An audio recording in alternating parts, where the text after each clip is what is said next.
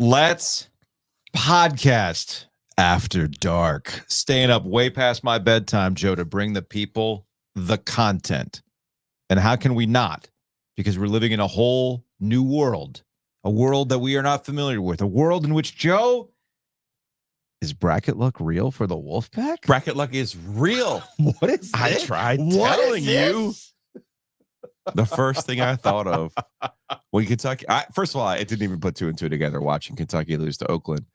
And then I was like, oh, because I in my head, I go, oh man, whoever Oakland plays next, you got to love it because there's no way they could possibly shoot this well in 2 games in a row. Right. And then I was like, Wait a minute. oh no, they're playing state potentially. And even in the G4 text, I was like, this is what bracket luck is about, man. Yeah. You can actually think like a Carolina fan now. You don't have to think like a state fan. You're not going to lose to Texas Tech. Come on. Look ahead. Look ahead to seeing Oakland. Look ahead to thinking, where is the regional? It's in Dallas, by the way. Okay. So the mojo might be gone because DC, you have the 87 mojo, and now Pittsburgh, you have the 2015 mojo. NC State hadn't won an NCAA tournament game since the last time they were in that same arena in Pittsburgh when they beat Villanova. Potentially the best news for Oakland might be that if State beats them, they could win 2 national titles over the next 3 years because that's what happened to Villanova. Before we get started talking about the game, and we were going to talk about North Carolina's it's a win, and the number was, like a 30-point winner or whatever it was. But when we were at Longleaf Swine earlier today, and we watched the first half all as a big podcast family, it was a little dicey. I know some Carolina fans weren't too happy with what they saw earlier, but we'll get to that a little bit later on. Let's actually start with the game that we just saw with NC State beating Texas Tech. And we have to give all the credit in the world to Luke DeCock, News and Observer. When we were talking to him earlier today during the live podcast, he said it's the Ben Middlebrooks game, he said. And you and I, especially me, I went, oh, really? Okay. But what I was not counting on was just how soft is the wrong word to use. But you could poke a hole in what Texas Tech had in the middle. Yeah. The question is, could NC State take advantage of it? And it wasn't just Ben Middlebrooks. It was DJ Burns, who has come on to the point where he's becoming a national sensation that he never really was last year outside of college basketball circles. And then, of course, to me, I thought the sneaky best player in this group that really helped him out at the 4 was Mo Diarra. Yeah. So they took advantage of what was there for them, and Texas Tech had really no answers. They went a little small there late. That did not work out for Texas Tech, and NC State ends up getting a nice win. Yeah, 21 from Middlebrooks, 17 from Mo, and 16 from the big guy. Mm-hmm. Listen, the whistle is going in State's favor. It's not every call, right? There's still some flops. Yeah. But for the most part, starting with the game against Louisville last Tuesday and continuing with this game, the officials are letting these teams play. And that's fine if you're State. That's exactly how you want it to be played. Because remember last year, DJ Burns was on the bench against Creighton when they desperately needed him. So you want a loose whistle. You want the officials to let them play. They've taken advantage of it. I think defensively, they have found who they are, NC State, over these last 6 games now. And I had a chance to talk to Kevin Keats on Monday, and I said, like, what clicked? Like, what is, like, people can talk about the O'Connell shot or whatever they want to talk about, but, like, what actually happened here on the defensive end? He said, we haven't done anything different. He said, what we've been able to do, particularly in the ACC tournament, was say, hey, we played these teams. We lost to them. If you clean up these elements on the defensive end, you'll see a big difference. So big shouts to the scout, all the work that they've done, Joel Justice and Levi Watkins. They had that team ready today. I thought Texas Tech, one other thing, Steve Lapis was on the call for this game for CBS. He wasn't a great coach at Villanova. He gets forgotten. Give me a second here. He is a forgotten coach. You know where I really know Steve Lapis from? I know Steve Lapis because he typically hangs around at the Final Four Radio Row. He's there in his gym shorts and his flops, and he'll talk your ear off about basketball. He's actually a really fun person to talk basketball with. But you're right, he is kind of a forgotten. He's a forgotten coach. Villanova coach. Yes. But I thought one thing that he said was really important Mm-hmm. for all but like 4 minutes of the Virginia game. NC State has played with the lead. NC State has stayed on schedule. They've played a certain way.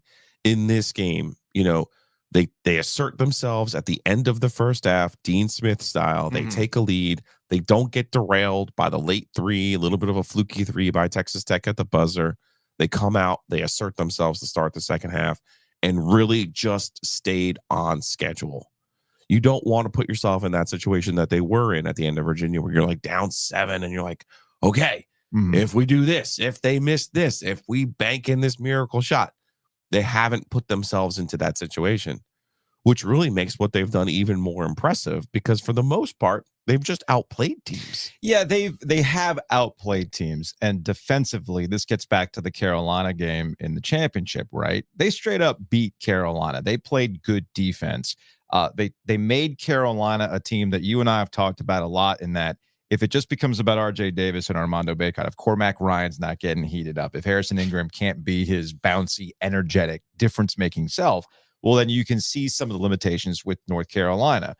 But you talked about the scouting report. When you said something about the crew and the scouting report, I just got like this weird PTSD of how many press conferences have we been to where Kevin Keatts will kind of matter-of-factly be like, they all knew what they had to do. Right. And it's one of those frustration points when we've talked about NC State in the past, where I don't want to get too wrapped up in social media commentary. I don't want to get too wrapped up in what we see in comment sections. I don't want to get too wrapped up in multi-paragraph emails that we might get from some listeners who want to question Kevin Keatts and his coaching.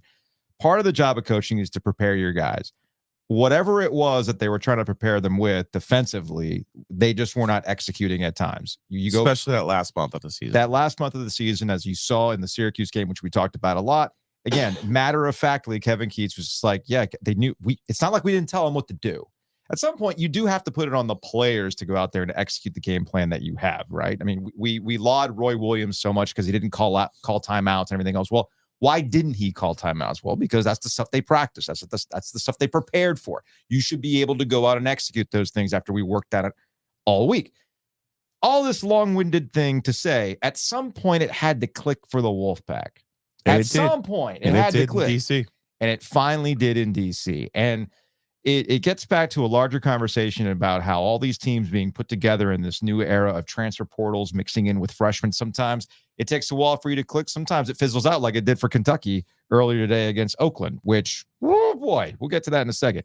But it doesn't matter, when it clicked. It clicked, and they've been banking it. We spent so much time this season talking about North Carolina and banking confidence, looking at these games as markers for them to feel better about themselves. And after the run in DC, it led to this question. It wasn't about whether or not NC State believed they could go out there and win. To me, the question was, going into the night's game, could they physically do it? Were they gassed? Were they like just emotionally spent? Because that's the other thing to overcome this week. And I think that's probably the most impressive thing about the win today. Not how they played defense, not any of that stuff, or how Kevin Keatts was, managing the minutes with DJ Burns when he got 4 fouls, and Ben Middlebrooks as well. To me, the biggest, the most impressive thing of the week is, dude, you know how easy it is to get caught up in winning a championship for the first time in 37 years and everybody telling you how awesome it is, how awesome you are, how memorable this is, T-shirts galore, all that stuff. I mean, Breaking Tees putting out a new shirt for the Wolfpack like every day, it seems. It'll probably have another one tonight. That can get to you, man. Yeah. That can really get to you. And when it's back, lights are back on. Oh, damn it, we got to play again? You mean it's not over yet? They looked ready to go, man. And that to me is probably the most impressive part about the Wolfpack. They were ready to go today. I think that ties into how they've won. Mm-hmm. If you win fluky, if you win, on a miracle, you're thinking, oh, how do we replicate that? Yeah. And I think that's what gets us into Oakland and where they are for this next game. Oakland had a guy make 10 threes, and then as a team, they made 15 of 30 threes to beat a Kentucky team that I thought would be at the Final Four, quite frankly. To beat a Kentucky team that's going to have 3 guys go in the lottery next year.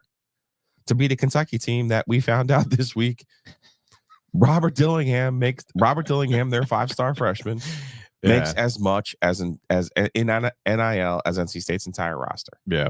Yeah. So let's just look. I'm not trying to be a jerk to him because he's a local. No, but yeah, these But things these things come up because people want to talk about how you got to invest in NIL if you want the talent, XYZ. That's what you have to do. But you look at it, and he had 10 points in the game, 6 rebounds. I just looked at it. Kentucky had a defensive problem all year long, and Oakland and Golke. Mm-hmm. You've heard of the Pitsnoggle? Not Mulkey. Not the game Mulkey. We played with Sebastian Aho. But you've heard of Pitsnoggled? Well, Kentucky got Golkeyed, and that will be State's goal to not get Golkeyed. But don't have that happen. I look at Oakland's roster. I'm not seeing someone who's going to get in DJ Burns' way. Mm-hmm. Again, the big question will be, how will the whistle go? How will the game be officiated? I'm not saying the officials determine the game. I'm saying it is important, though, that the way that they've been able to play and be physical has helped NC State. Yeah, when DJ Burns is able to, and they mentioned this at halftime on CBS, both Clark Kellogg and Charles Barkley were lauding DJ Burns, who continues to have his moment nationally, where he talked about, I think they brought up Zach Randolph like as a 1-to-1 comparison, in that he can do what he wants to do at his pace to get to the rim. And I've always wondered, and you see this in ACC play, we were watching it in DC. It's like sometimes it's a frustration of how do you officiate him, right? Like Shaquille O'Neal back in the day. How do you officiate him? And I there was a couple moments there where I forgot the Texas Tech big man who flopped a couple times, but he got a call a couple times on that, because to me it bothered me because they're battling under the basket. Burns is bumping him, he's bumping him back. Burns bumps back. He's basically backing him down back into the paint, and at some point just decides, all right, I'm gonna fall right now. And it's like, come on, guys, let him battle. But that's to your point, that's the issue that they're gonna have to bounce around with.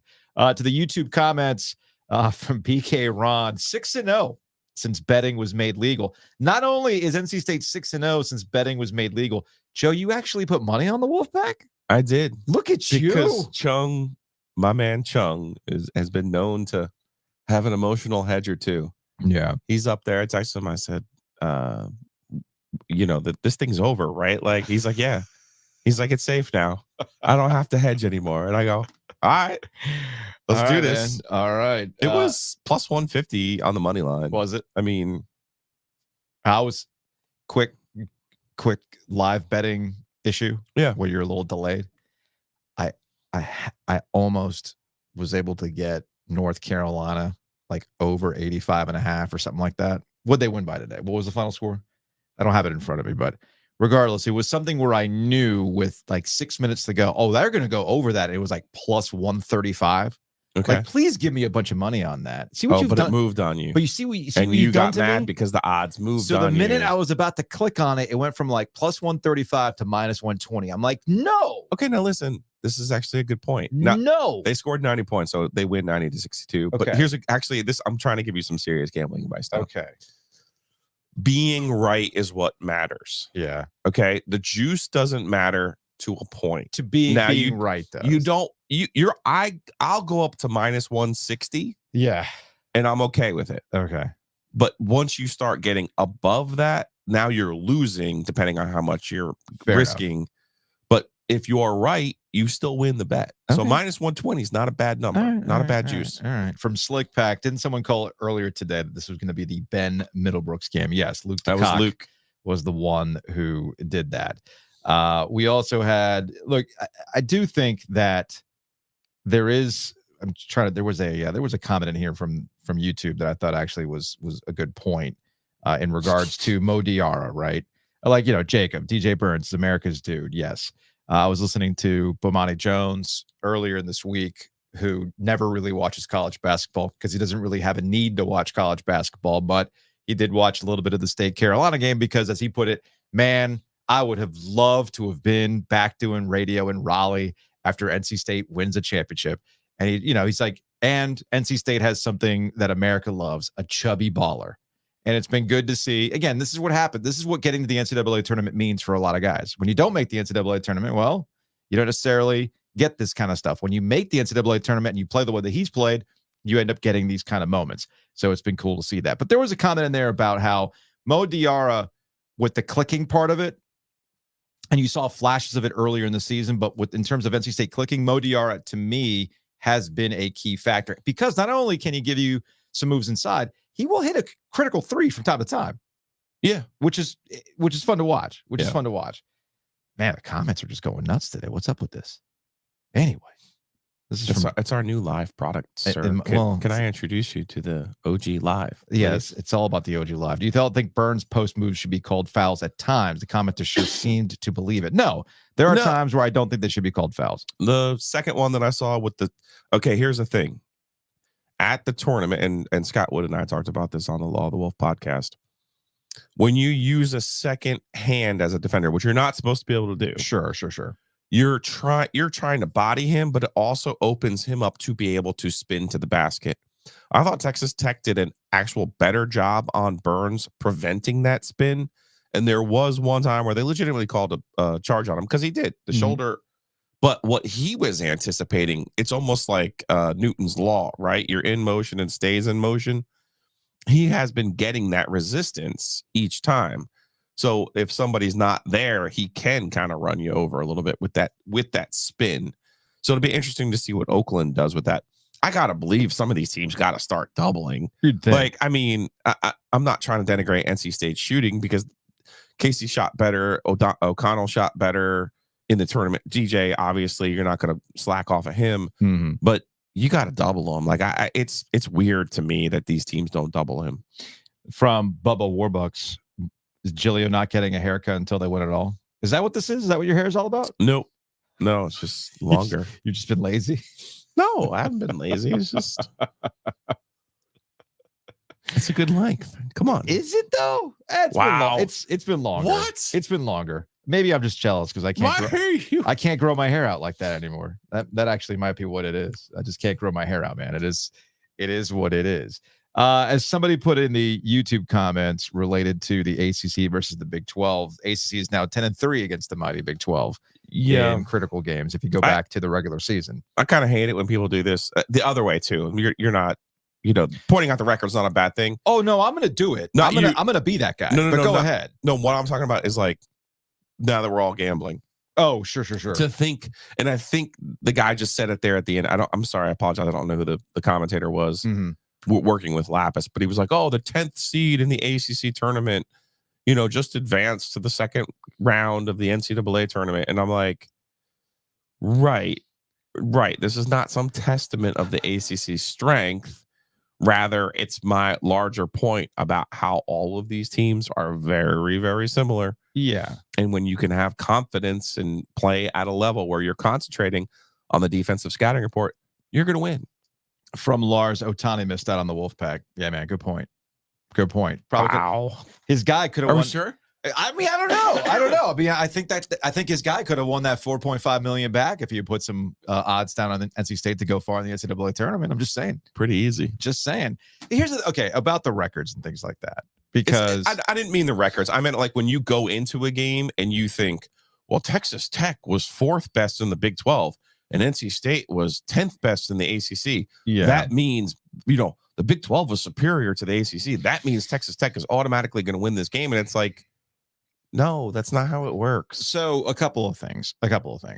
Sometimes I do feel like there's a bleed over effect in how we talk about stuff on social media. It bleeds over into how we do this. It bleeds over into TV. It bleeds over into podcasts. And I'll hear it. I'll listen to Eye on College Basketball. I'll listen to Field of 68. And sometimes that, like, I'm going to double down and be right about something, bleeds over into that. And I don't fault ACC fans in general, or even if you're not necessarily a fan of the ACC, you're a fan of your school, right? You only care about the Wolfpack. You only care about North Carolina. You only care about Duke. You don't give a damn about conference pride. But it's gone way too far in one direction when even people who don't want to engage in that stuff see results like today and go, isn't that something? After all this talk about the Mountain West, after all this, the Big Ten and all this other stuff, and you have people like Joe Lunardi who are just constantly tweeting through it, trying to tell you, the ACC is not what it used to be. I'm telling you right now, look at the numbers. The ACC is just not what it used to be. Yet I don't see jack shit from Joe Lunardi when it comes to the games that ultimately matter, these knockout games, when you're seeing the best of the best, a field of 68 comprised of the best teams in the country, and when they're all meeting up, what ends up happening? The ACC actually ends up holding its own. And it's not just Duke and Carolina. It's not. Yeah. Okay. This is an example of it. That's why earlier today, when we were talking with Brownlow, I almost feel like Virginia is its own outlier that we have to talk about. And I can get more out of what State did today. I can get more out of what Carolina might be doing against Michigan State, because never forget, North Carolina's record against Michigan State in the tournament is actually pretty good. Now, is that a Roy Williams versus Tom Izzo thing, or is that just in general type thing for Tom Izzo? But I think what happens, Joe, is people see Virginia's record in the ACC. Yeah, as I pointed out yesterday, when they lose 5 of 6, but they still have a 15-5 ACC record, and you're like, well, why can they beat up on ACC teams, but they can't beat freaking Ohio? Right. You know what I mean? Right, or UMBC. right, and I think that's doing more harm to the ACC than anything else.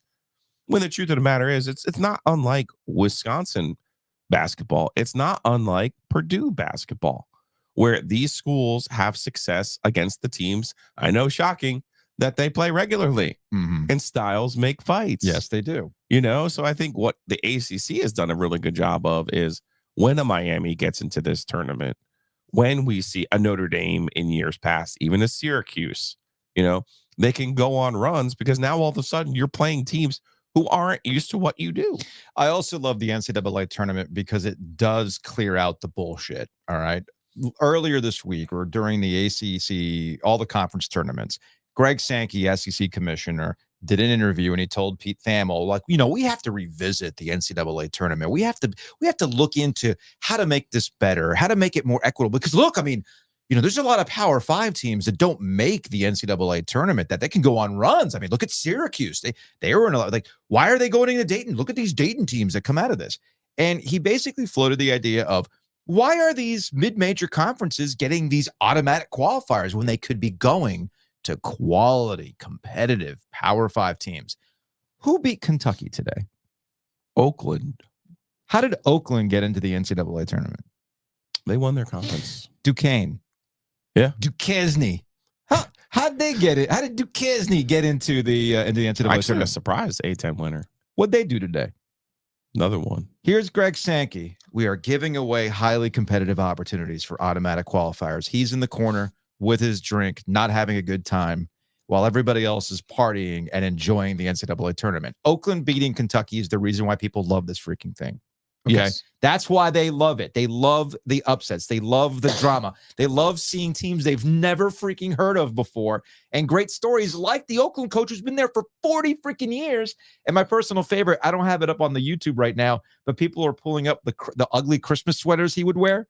And it's like, wow, John Calipari got beat by this dude. Okay. That's the kind of stuff that people love about the NCAA tournament. And it's like Greg Sankey's this football robot that doesn't understand. Wait a minute, you mean people earn their way into this tournament and then you settle it on the field rather than being given easy access 2 weeks in advance? I'm very confused about this. It's also a one-off. Yes. Basketball is a sport where at the highest level, we determine it by best of 7. You put anybody in a one-off situation and really anything can happen. Now, you got to be careful with Greg Sankey, though. If they keep beating his SEC teams, if these teams keep knocking off SEC squads, he'll just add them, or he might he might just take his basketball and go create his own NCAA tournament with the Big Ten. Okay, cool. And that's the only way that either one will ever be able to win it. And they'll never have to worry about losing to a team like this. See, because they're only beating up each other. That's the future they want. And I don't think anybody wants that. Let's see. Can I also use Oakland as a quick point? And yeah. Kentucky as a quick point? Yeah. I keep telling you there's just not that big of a difference between these teams. And I get it. Golke went on a heater. Joe, he's a Division II transfer.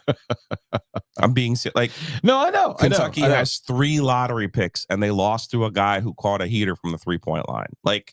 That's what college basketball is. I don't know. I'll never be able to. You are knocking my NC State point and the Hall of Fame coaches. I'll never be able to make a better point than I have all season long consistently about what college basketball is about now. All of these teams.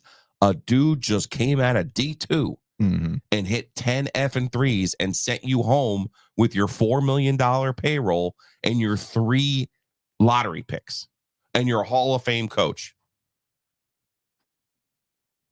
I can't make a better point than that. I wonder what's happened on Kentucky Sports Radio tonight. Oh, one of my Matt Jones has to be like it's not good, right? It's probably not good. Probably not good. From AT on the YouTube comments, my 2-year-old has been wearing the same outfit for all of the last 6 games. The bigger the game, the dirtier that thing gets. Hey man, keep it rolling. Or it could just be my soon to be 13-year-old who doesn't understand where his clean clothes is versus his dirty clothes because he doesn't have a clean clothes system. On CBS, they said Keats was going to wear the same clothes that he wore in DC. For the games, but obviously he cleaned them. So you have permission to clean the clothes. Okay. Yeah. You can wear the same clothes. You can, but you can wear clean the same ones. Wear the same ones. All right. Transition to Carolina a little bit before we get out of here because it's almost 1:00 and I'm sleepy. You napped. I did not. I did take a power nap, man. You napped. I didn't. I've been running around. I had some hockey clinic stuff to take Jacob to in between watching basketball and stuff like that. It's funny. If you looked at the final score for North Carolina, 90-62. You go, damn. I must have had that thing the whole way. Locked in, right? Tar Heels locked in, looking good. No. Nobody was happy with themselves. When we were watching the game in the first half at Longleaf while I was packing up and talking to some of the listeners, it was cracking me up because they were kind of sweating. I'm like, it's fine. Second half team, they'll be fine. I guess in a weird sort of way, if you're trying to be optimistic about this, you won, but also you're not satisfied, which leads you to not being so, I don't even know how to put it, laissez-faire about going up against Michigan State. As much as I can point out the Tom Izzo stuff and how he loses to Carolina, I think he's 0-4 against Carolina in the NCAA tournament. No, he beat him in 2000. 2000, that's right. He beat him in 2000. My bad. The point is that it's still a decent Michigan State squad. And Carolina, as we've been discussing a lot, cannot just go out there and think. No, it's not a roll you the ball out. It's not a roll team. the ball. That's not what it is. That is not what it is. So if anything, I probably like the fact that while they won big in the final score, they come out of that going, man, I played like dog. Like I just played like dog shit. And we got to go back there and do it. So that's probably a good sign for the Tar Heels. I get a better sense, obviously, of what they look like against Michigan State on Saturday. We don't have game times yet, do we? I don't think so. Okay. LA Cadeau kind of continues to struggle for Carolina. They need him.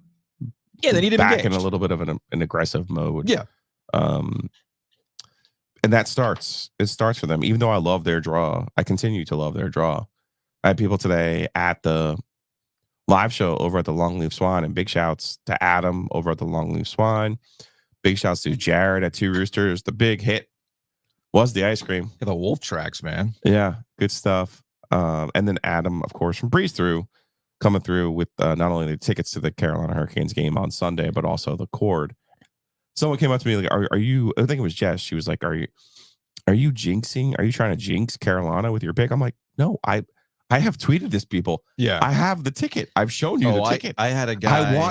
I want Carolina to win because I want to win real money, and I also do believe in their. If they were in UConn's region, I would not pick them to win because that's a much tougher region than what Carolina has. There was a guy in the YouTube comments that said, "Hey man, like I thought I liked the channel, but I don't like it anymore because I can't stand, Joe's supposed to be a state guy and he keeps talking about the heels in a positive way. And sometimes I just want to go, y'all understand what we do, right? But both can be true. We're just talking hoops, y'all. Yeah. That's all we're doing.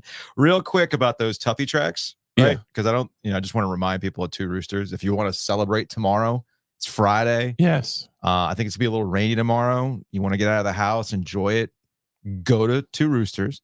And this victory flavor is made with 5 flavors mixed in. It's vanilla based with brownies, Oreos, fudge sauce, cookie dough, and red M&Ms. Over the top in the best way possible, as Jared said. All right, let's do a little OG Gambling Syndicate.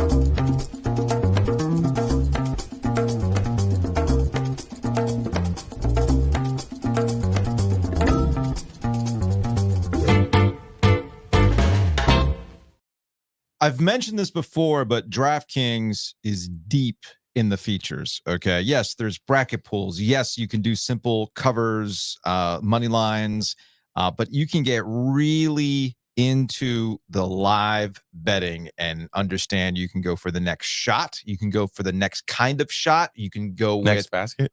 like who's going to score next? What kind of basket is it going to be? You have your first half totals. You have your halftime, you have all sorts of stuff that you can get into, and it's a lot of fun. And what I've discovered is that I need to find some way to get more real time. I've never had an issue with streaming before, streaming sports. All the people are like, oh, well, Twitter's beating. I don't care. Twitter's ahead of it. I don't care.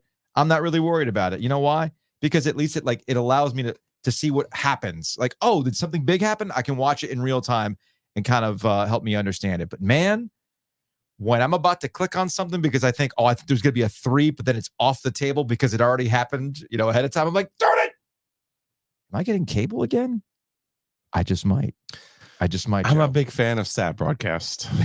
Now you know why. All these years later. Yeah, I'm gonna need the password to stat broadcast. I gotta hit up Patrick because I was trying to bring up stat broadcast, couldn't do it. Anyway, just understand there's a lot of cool options for DraftKings during this time of the year. And they make it easy, too. It's the best time of the year to be using DraftKings. They make it super, super easy to navigate. They also have some social features. We have our little social group as well. And, of course, there's bracket pools, too. So DraftKings Sportsbook, the official sports betting partner of NASCAR. It's now live in North Carolina. We've been talking about it. The Wolfpack 6-0 since gambling has gone legal in the state of North Carolina. And I don't know, maybe if you want to keep putting money down on NC State because they keep winning, it's helping you make money while they win. Hey, that's what it's all about. DraftKings right now, for a limited time, new customers who sign up with the promo code OG24 and bet $5, they'll receive $250 instantly in bonus bets. So download the DraftKings Sportsbook app now using that promo code OG24. Bet $5 to get $250 instantly in bonus bets. Only on DraftKings Sportsbook with code OG24. The crown is yours. Gambling problem? Call 877. I screwed up. I've been really good about reading the legal. I screwed up. You know what it is? It's because it's 1 o'clock in the morning. So let's try this again. Call 8777-185543 or visit morethanagame.nc.gov. 21 plus, North Carolina only. Bonus bets expire 168 hours after issuance. Deposit and eligibility restrictions apply. Terms at DraftKings.com/sportsbook/NC. NASCAR is not a sponsor of this promotion and used under license. All right, I think it's time to get out of here.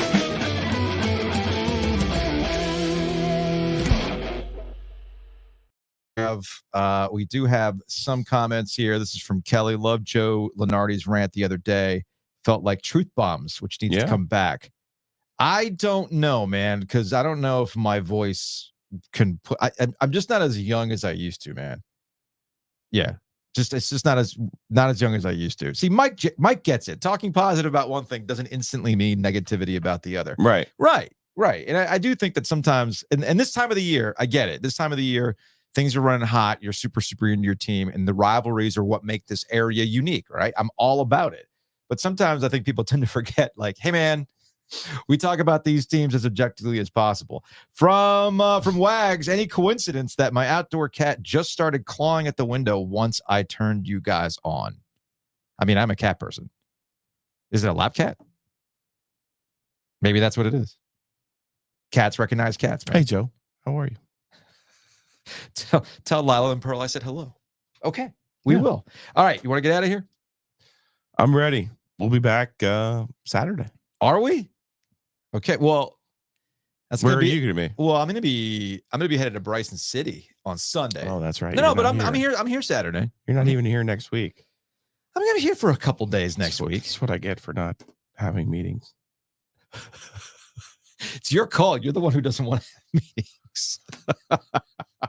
No, that's on me for forgetting to tell you. Yeah, no, you forgot me. I totally forgot to tell you. Oh yeah, by the way, I'm not going to be here Monday, Tuesday, or Wednesday of next week. But at least I'm leaving you with the easiest time of the year to talk about stuff. Okay, so you're at least getting that. So I don't want to hear it anyway, folks. That's going to wrap it up. We will see you sometime Saturday evening for a little after dark.